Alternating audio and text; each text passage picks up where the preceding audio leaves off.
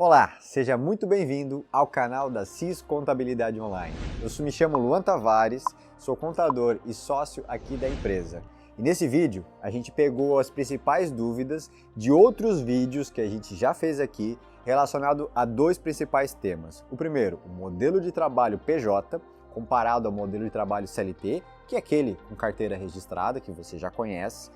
Muitas pessoas perguntando, tirando dúvidas sobre o mundo dos PJs. Então a gente pegou essas dúvidas e vai tratar sobre elas aqui no vídeo. E o outro assunto que surgiram muitas dúvidas é relacionado ao MEI para quem trabalha no modelo CLT, tá bom? Então vamos lá? Acompanhe esse vídeo.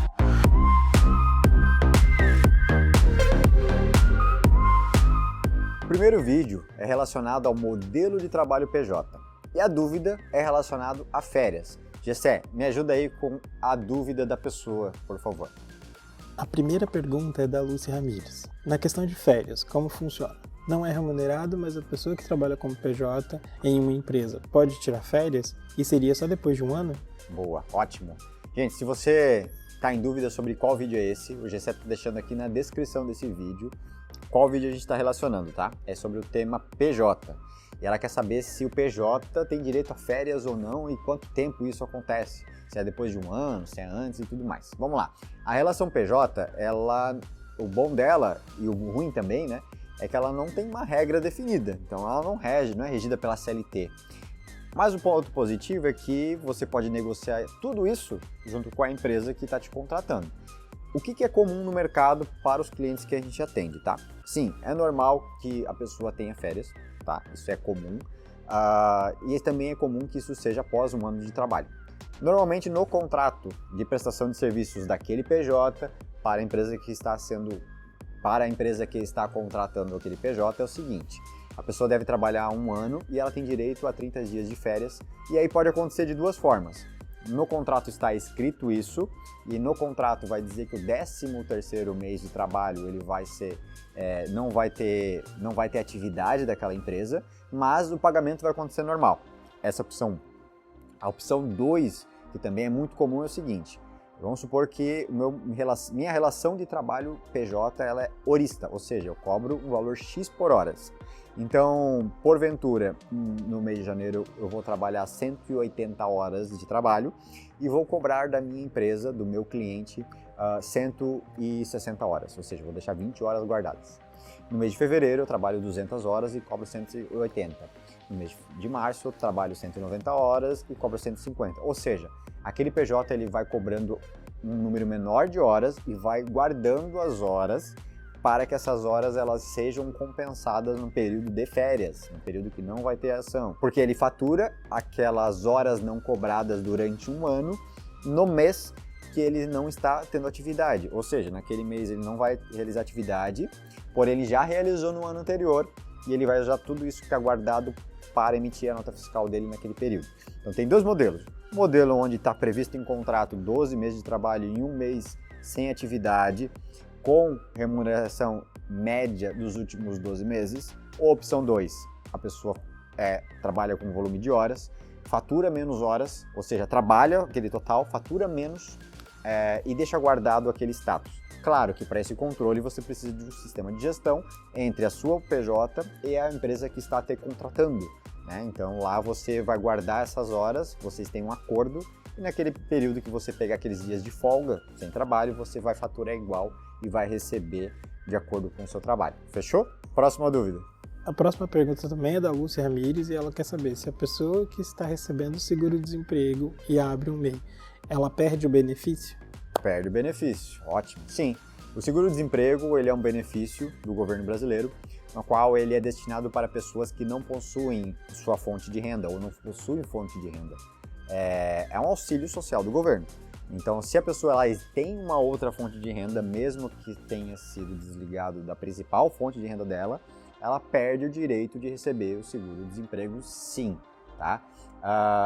Se a pessoa tem um MEI aberto no nome dela e não está faturando, está sem movimento nenhum nos últimos 12 meses e tudo mais, ela pode abrir um processo administrativo junto ao INSS e buscar comprovar que não tem renda sobre aquilo, que só tem algo no teu nome, e tentar para que o INSS entenda que você não tem renda e aí sim faça o pagamento, tá bom?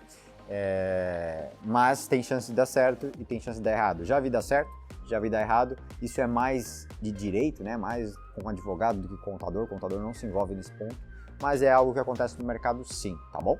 Próxima dúvida. A próxima pergunta é da Valéria Silva. Sendo PJ, eu teria que cumprir horários específicos ou eu mesmo que faço os meus horários? Sendo PJ, você precisa cumprir o horário fixo ou ela mesma faz o horário dela? Depende de novo. Depende do que, Luan? Depende da primeira coisa que eu falei no vídeo, que é o contrato de prestação de serviços entre uma PJ e outra. Em números gerais, a maioria das empresas elas não cobram horário fixo, tá? Então, imagina que é uma relação comercial entre uma empresa e outra e não é cobrado um horário de trabalho. Porém, é cobrado normalmente um volume de horas mínimas mensais ou semanais ou até mesmo diárias, tá? Então é comum que seja cobrado um volume de horas mínimo. Você imagina que uma empresa precisa que determinada atividade seja feita e conta que essa pessoa vai destinar pelo menos 150 horas no mês para isso, né? Porque ela está esperando um resultado sobre aquilo. Se essa pessoa destinar 50 horas, ela destinou apenas 1/3 do que a empresa estava esperando. Então sim, é comum cobrar uma utilização no mínimo de horas, tá? Horário de trabalho, começar X horário e sair Y horário, não é muito comum. Porém, você tem que cuidar muito com relação ao teu trabalho. Vamos supor que você atue com um time presencial ou com outras pessoas que trabalham no home office, um modelo CLT, no qual você precisa interagir muito com aquelas pessoas. É normal que você tenha que estar online, trabalhando nos mesmos horários que essas pessoas que não têm uma relação comercial igual a sua estão. Então, se você trabalha com uma equipe, para você poder trocar com essa equipe, mesmo que seja online, você tem que estar conversando no mesmo horário, porque quem trabalha no modelo CLT não vai estar trabalhando à noite, final de semana, enfim. Tá? Então tem que cuidar muito com isso, com as expectativas sobre esse modelo de trabalho também. Próxima pergunta. A próxima pergunta é do Lucas Carvalho e ele quer saber: é necessário a contratação de um contador até mesmo no início de carreira? Vamos lá, a gente tem dois grandes tipos de empresa. Empresas MEI, microempreendedor individual, empresas que não são MEI. Quem é MEI não precisa de contador. Ele pode abrir a empresa dele sozinho e pode manter essa relação junto com o governo, emitindo suas guias de pagamento de imposto, pagando sem preocupação nenhuma, tá? Todo ano ele vai ter que fazer uma declaração anual, ele pode fazer sozinho ou contratar um contador pontualmente. Agora, se você não puder ser MEI, você tem que ter um contador. Luan, como é que eu sei se eu posso ser MEI ou não? Onde que eu descubro isso? A gente está deixando aqui na descrição desse vídeo o segundo link, que é relacionado a atividades que podem ser MEI e quais são os valores de recebimento mensal ou anual que cabem dentro do MEI. Então, se você tem essa dúvida se você vai ser MEI ou não, pode entrar ali no segundo link e assistir aquele vídeo que está bem completo. Próxima dúvida. A próxima dúvida é da Alessandra de Barros. Eu, sendo ME, posso contratar um MEI como prestador de serviço? Legal. ME, gente, é microempresa. O Gessé já deixou escrito aqui do lado exatamente o que é. A microempresa ela não se enquadra nas características do MEI, microempreendedor individual. Como uma empresa normal, você pode sim contratar, subcontratar outras empresas. Eles são fornecedores. Então sim, você pode contratar um fornecedor, sendo uma empresa ME, que seja MEI sem problema nenhum. Qual que é a minha sugestão? Pedir que a pessoa esteja regular com a empresa dela, ou seja, com as guias em dia, e também que a pessoa emita nota fiscal para a sua empresa, para que a sua empresa possa realizar o pagamento dela. Exemplo, a pessoa prestando um serviço para você através do MEI dela, que naquele mês custou R$1.000.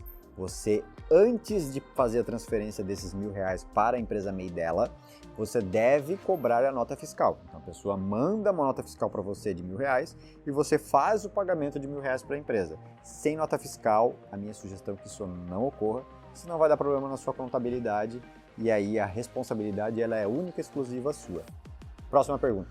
Beleza, Luan. A gente encerrou as perguntas do primeiro vídeo, então a gente vai para o segundo vídeo, que tem o título: Quais as vantagens e desvantagens de trabalhar como PJ? A primeira pergunta desse vídeo é da Júlia e ela faz a seguinte pergunta: o horário é flexível? Por exemplo, contrato de 4 horas por dia. Essas 4 horas são definidas por mim ou sou obrigada a trabalhar em horário comercial? E em relação à validade do contrato, tem que ter tempo mínimo? Exemplo, período de 3 meses de experiência e etc? Ótimo. Legal, ótima pergunta, Julia. Vou começar do final. Tempo mínimo de contrato. É normal que um contrato de prestação de serviço ele tenha um tempo mínimo de 1 ano, podendo ser rescindido com aviso prévio de X dias. Exemplo, o nosso contrato ele tem uma duração de 1 ano e pode ser rescindido por ambas as partes com aviso prévio de 30 dias ou aviso prévio de 60 dias.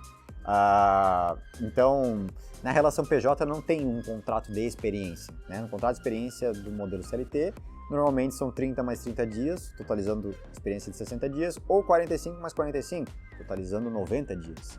No contrato PJ, são 2 empresas, então não existe essa relação de contrato de experiência, porém, como qualquer contrato, ele tem uma vigência, que pode ser de 1 ano, pode ser de mais tempo, isso jurídico que vai mandar naquela operação ali entre as 2 empresas nessa relação comercial, beleza? A outra dúvida relacionada às 4 horas diárias, vai muito próximo da quase a nossa penúltima dúvida ali relacionada ao trabalho. Vamos lá, 4 horas, a empresa pode cobrar de mim um horário? Poder, ela não pode, a questão é que tem que ser bom para todo mundo. Então, se você for trabalhar com outras pessoas, tiver um time que está relacionado a você, que você dependa de informação, você tenha que trocar, é comum você ter que cumprir um horário dentro que a empresa consegue te atender. Então, aí sim, a empresa pode combinar com você de ser um horário relacionado a que o time esteja pronto para te devolver os questionamentos, a troca. Agora, se você trabalha com uma relação que não tem nada a ver com nenhuma outras pessoas, que você não tem interação com pessoas que não são regime CLT, que não necessite ser num horário comercial, aí não tem problema, você pode poder trabalhar a qualquer hora do dia. Isso eu estou te falando o que é comum, tá? De novo, isso vai ser acordado dentro do contrato de prestação de serviço da sua PJ para com aquela empresa.